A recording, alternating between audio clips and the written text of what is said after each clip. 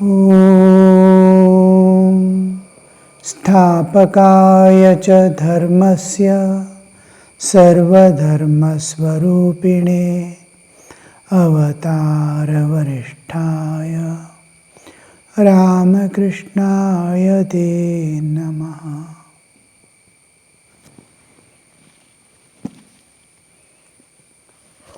Advice to an actor is continuing. The conversation is continuing. Actor is telling, actor, sir, what is the proof that the soul is separate from the body? Master, proof? God can be seen. By practicing spiritual discipline, one sees God. Through His grace, the rishis directly realize the self. One cannot know the truth about God through science. Science gives us information only about the things perceived by senses. For instance, this material mixed with this material, that material gives such and such result. And that material mixed with this material gives such and such result. What a clear understanding Sri Ramakrishna is presenting. The whole science belongs to only a world of sense perception, nothing beyond. The senses are perceiving, and what we are perceiving through senses is something as if some information is coming from somebody to us. Senses are perceiving, mind is receiving, intellect is discerning it, and it is there only as long as you are awake in this physical world. The moment you sleep, it is not there. No world is there. How this world and all things, whole thing, a computer which can do magics is not there the moment you close your eyes and sleep. It is pertaining to a particular level of consciousness. When I identify with physical body, in waking state, then only I see this world. If I am in coma state also I can't see. If I am in deep sleep or in dream state, I can't see this world anymore. And just like I identify with the dream body in dream, like that I am identifying with a body, and body is perceiving it and giving the information. It is like this, it is like this. And here the seer is different from the seen, subject-object relationship. And finally, what is outside can never be known. Because even I see with my own eyes, it is not what I am seeing outside, it is what I am seeing within. It is on the mental screen that I am seeing and projecting it outside and working with that. Now, whatever falls on the retina alone is captured. You can know. Now, any sound can be there outside. What touches your eardrum alone is received. The sound may be there. If it doesn't touch your eardrum, then you can never know the sound. Here, tremendous sound may be there. If it doesn't touch, or if your eardrum is not functioning, then also a deaf person can never hear any sound. Sound is there. He cannot hear. People shout, beat the drums, he will never know. because that instrument is not working. Similarly, whatever five senses are giving is information what is touching the sense organ. I am seeing an almirah there, chairs there, people sitting there. All I am seeing on the retina and caught by the optic nerves and taken to the brain, and brain, the whole picture is coming. I am witnessing, not outside. I can never know what is outside. Outside exactly, because there is no perception possible what is outside. What is touching my sense organ alone is, many things could be there. Even you see electromagnetic waves, so many waves, we can never see, we can never perceive also. Whatever is beyond certain decibels, below some certain decibels, we cannot hear. They are there, but we can't hear. What senses are depicting is not the absolute truth or Vyavaharika Satya. We call this as Vyavaharika Satya, the transactional reality. We are transacting with, that's all the reality. So, what is the absolute reality? That's why the term truth is used in the Indian philosophy. The term truth. I am seeing, is it true? And what appears and disappears, do you call it truth?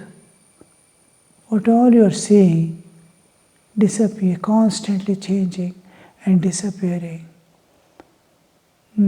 I see a child born, few years it lives and disappears forever.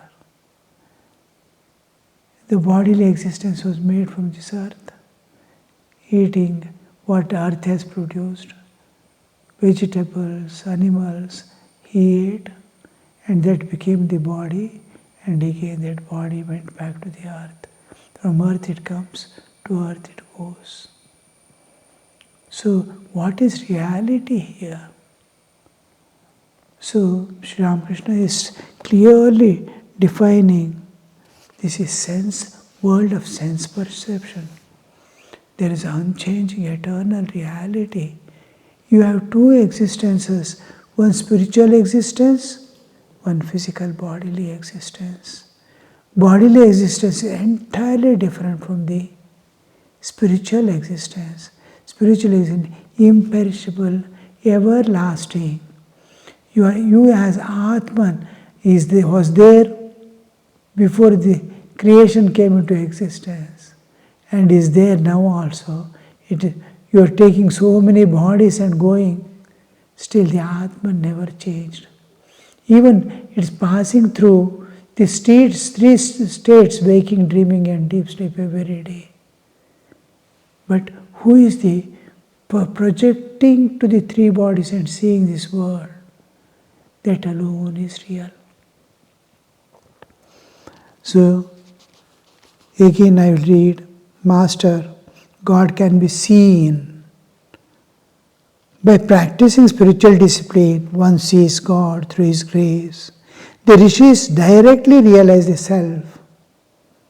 Same way, as we enter into sleep, same way we turn inward and go deeper and deeper to see where did I go in deep sleep and beyond. Can I go the inward journey with eyes open, one by one layer crossing, new worlds is seeing and passing through. What we see in dream, what we see in waking state is seen in a different perceptive, a new understanding, a new aspect of its existence. Now I am seeing my bodily when I enter into dream state, I am seeing a dream. But what that dream is made up of? the behind what does it stand, which is the screen on which the dream world is projected, and I am participating in it. What is it? The platform on which the play is going on, the reality that is seen, that is a new wonder of unimaginable dimensions. It cannot be expressed because it has its own way of seeing, it has its own instruments to see. As we go inward, we get new identities of our own and new worlds. When you once experience that, all this becomes insipid. Oh, not at all tasting this world. A world of love. The moment you enter into the inner world, you will see a beautiful world. What is that world? It is world where first spiritual experience you get is your identity with your existence independent of body.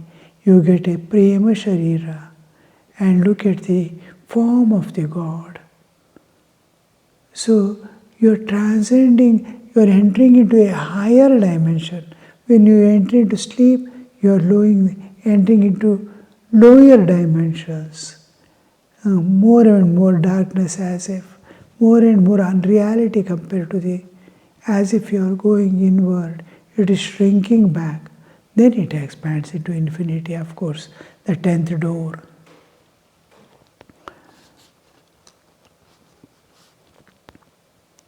One cannot see the truth about God through science. Science gives us information only about the things perceived by senses. This is indriyatita jnana. It's beyond the senses and mind.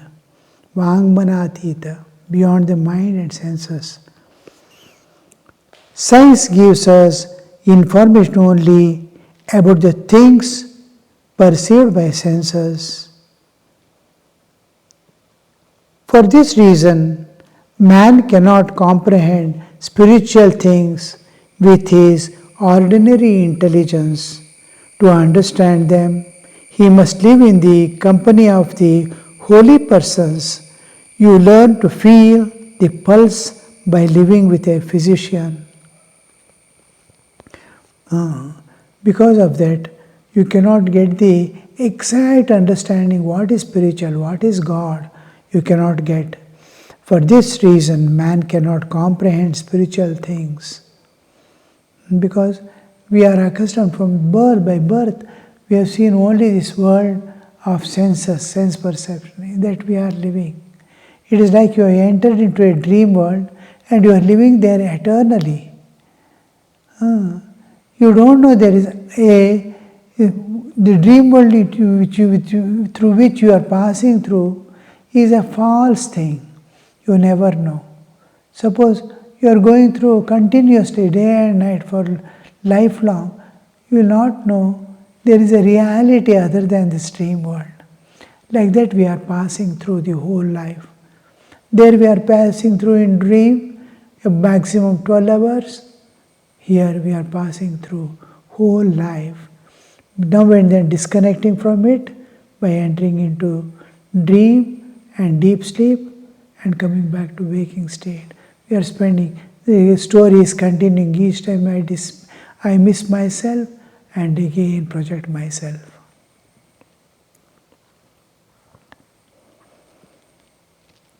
Actor, yes sir, now I understand. Master, you must practice tapasya. Only then can you attain the goal. It will avail you nothing if you learn the texts of the scriptures by heart. You cannot become intoxicated by saying Siddhi, Siddhi over and over again. You must swallow some. You must practice tapasya. Tapasya is the exercise of self-control. Everywhere I consciously do all my activities. To the extent I am in sleep also, I am as if awake.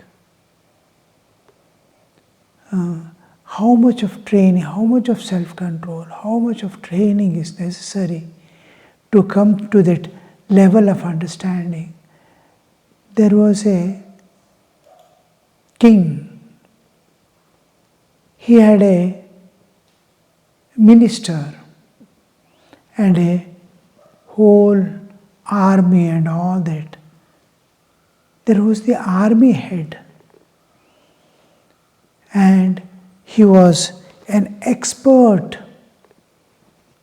in wielding the swords.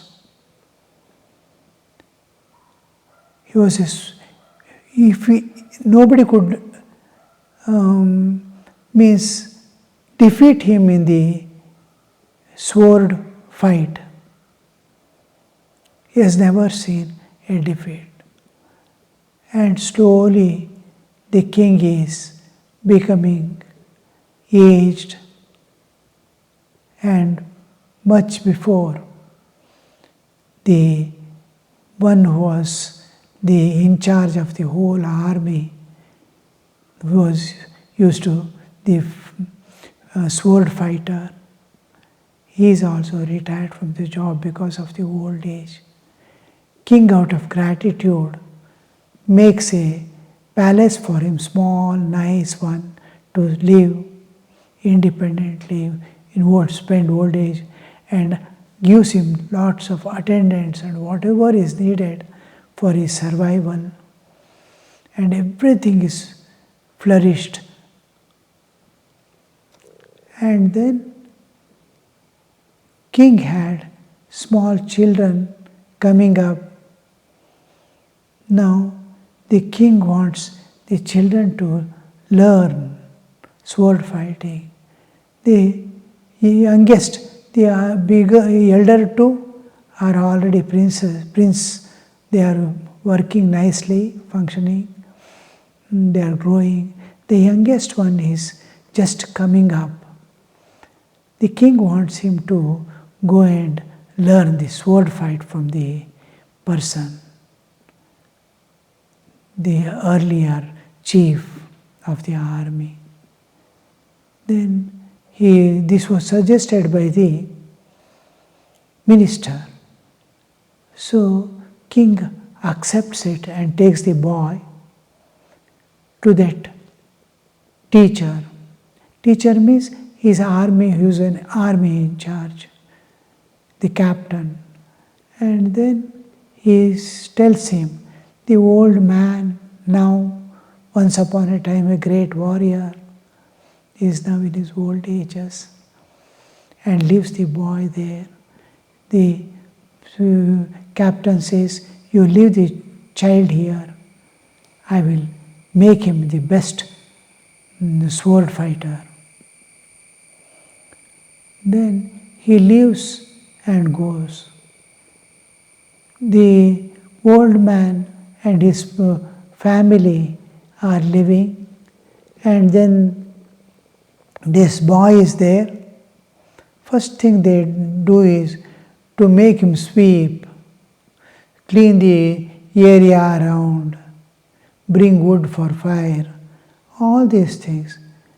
Nothing told about the sword at all. And 1 year passes. He is nicely enjoying food here, there, working and all. Father comes to see how much progress he has done in the sword. He is about 8 years, 7 years. And father comes and asks, what all has he taught? He told, I am sweeping here and maintaining all this garden and all. He says, sword fighting. He said, what is sword fighting? I don't know. Then he consults the minister. The minister says, anyway, leave him. It is Guru's wish. What he exactly expects and what he exactly wants to do, he alone knows. Slowly the child and the guru, unknown to each other, are becoming slowly intimate. They sit together, move together, eat together. Like a mother, he is treating him nicely, but no lessons at all. After 1 year, he gives a wooden sword to hang in the waist. And the only instruction is, be aware of the sword hanging in your waist. Because all these people, sword fighters, will always have sword in their waist, wherever they are. Only while sleeping, they will keep the sword hang somewhere, because it is a safe place. Anything happening, sword is there on the wall always. They are ready. So, except that the moment they get up, the sword is again hanging on the child was taught that to hang that sword. Days pass, months pass. After the 3 months, the Guru says, whenever I come and touch, you must immediately put your hand on the sword. He'll be sweeping. Guru goes and touch. It sees like this. Sword, sword. He has to remind. Hand must immediately go there. Anything happening, sword. It takes another 3 months to get that reflection. It must be a reflex act. Immediately to touch. 3 months here and then when he is working, when he has forgotten himself. He will go and touch and then again remind. After that, slowly he will begin another boy who is elder, his own son, grandson, he brings and gives them another sword which is metallic and teaches him the first lessons, how to hold, how to act, how to move. The first, without any person, how fast you can move. All this one by one is going on. After 3 years, you will see him, he is able to fight with an equal. Then the king comes and says he is able to fight with his own equals. Now he wants to make him just like Arjuna was a best archer in this world.